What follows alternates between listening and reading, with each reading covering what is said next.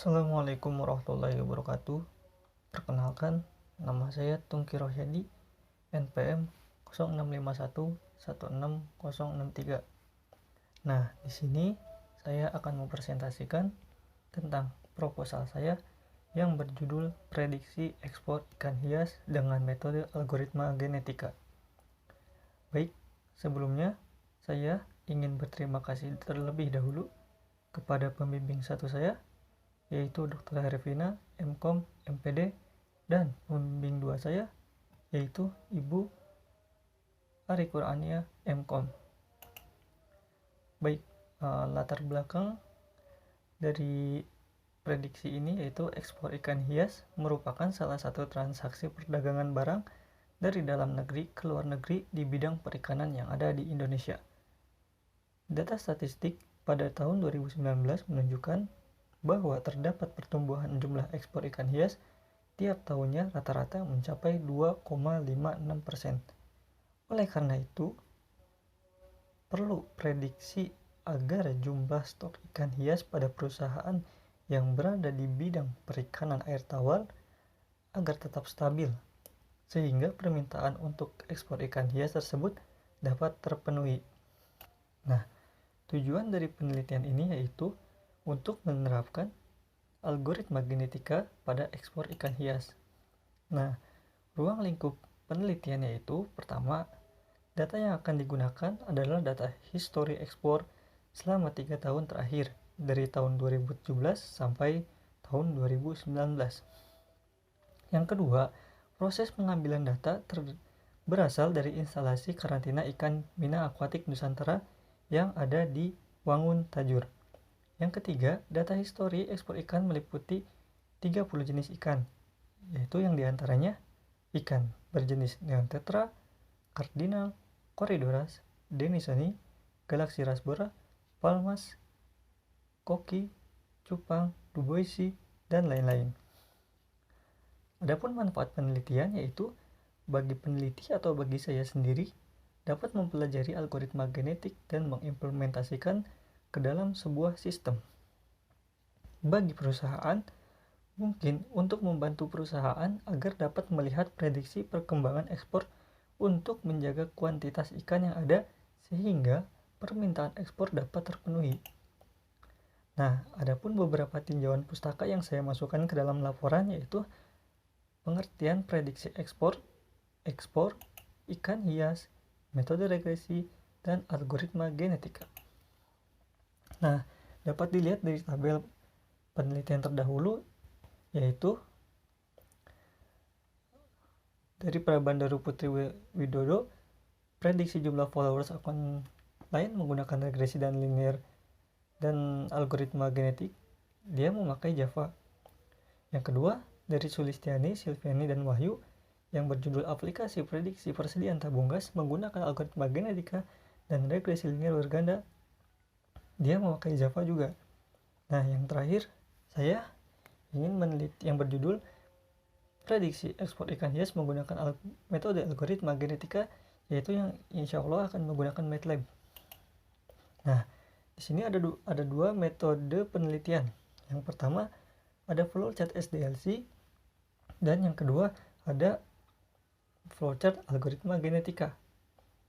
Nah, sebenarnya prediksi ini diprediksikan oleh metode regresi terlebih dahulu, sedangkan algoritma genetika itu sebagai pencarian mean sequence error atau MSE, sebagai pencarian error terendah. Nah, jadi ketika si data diprediksi oleh metode regresi, kemudian dicari nilai error terkecil oleh algoritma genetik, sehingga mendapatkan hasil prediksi dengan keakuratan yang paling optimal. Nah, alur penyelesaian algoritma genetika yang pertama, jika ada sebuah data periode dari misalkan 4 periode, kita masukkan ke dalam tabel. Kemudian tahap selanjutnya kita representasi kromosom, yaitu membentuk nilai random pada interval yang ditentukan. Misalkan kita di interval 0 sampai 1, berarti nilainya yaitu antara 0,1 sampai 0,9, bisa 0,94 atau lain-lain. Nah, kemudian setelah kita representasikan kromosom, lalu kita menghitung fitness. Nilai fitness merupakan salah satu ukuran tingkah kebaikan sebagai solusi yang dihasilkan oleh suatu individu. Nilai fitness yang tinggi yang dihasilkan oleh sebuah individu memiliki kemungkinan menghasilkan solusi terbaik untuk menghitung nilai fitness dalam pembentukan model regresi. Nah, jadi si data yang telah kita masukkan ke dalam tabel kita olah dulu dengan metode regresi sehingga menjadi sebuah fungsi. Nah, si fungsinya itu kemudian kita hitung dengan perhitungan fitness dan kemudian kita cari MSE atau mean sequence error. Nah, setelah ditemukan hasilnya, maka kita lanjut dengan metode crossover. Ada beberapa metode yang digunakan dalam crossover. Salah satunya yaitu extended intermediate crossover.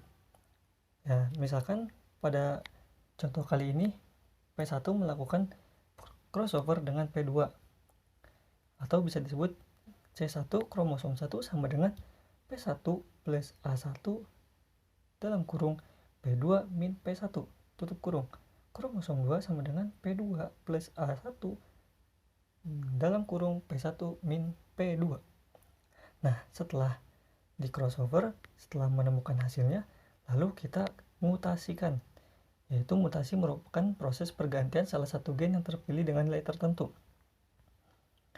Nah, rumus mutasi yaitu X aksen I sama dengan XI plus R dalam kurung max I min I. Nah, setelah selesai proses mutasi dengan menggunakan rumus tersebut, setelah itu kita masuk ke dalam metode seleksi. Nah, seleksi ini bertujuan untuk memberikan kesempatan reproduksi yang lebih besar bagi anggota populasi yang paling fit. Semakin tinggi nilai fitnessnya, maka semakin besar juga kemungkinan individu terpilih. Salah satunya seleksi replacement selection. Nah, dengan menggunakan rumus MAPE sebagai berikut. Nah, dengan pengertian YT sama dengan nilai target pada periode T, Y aksen T sama dengan nilai prediksi periode T, N adalah banyak periode.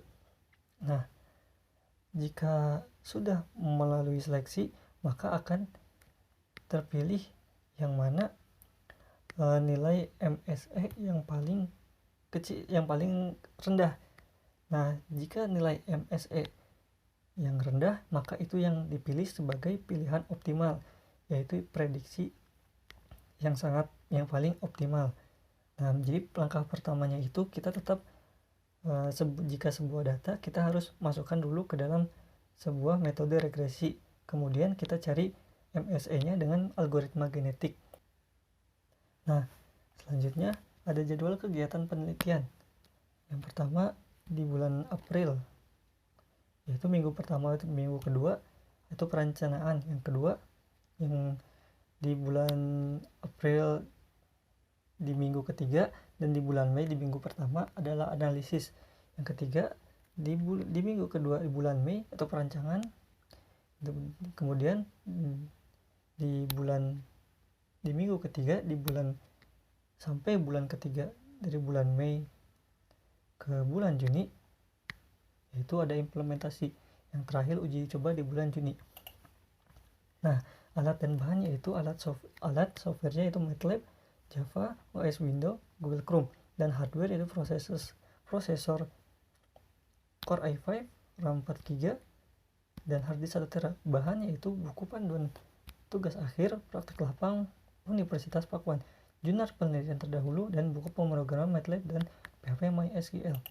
Nah, baik, segitu saja presentasi dari saya. Mohon maaf jika ada kesalahan. Terima kasih. Assalamualaikum warahmatullahi wabarakatuh.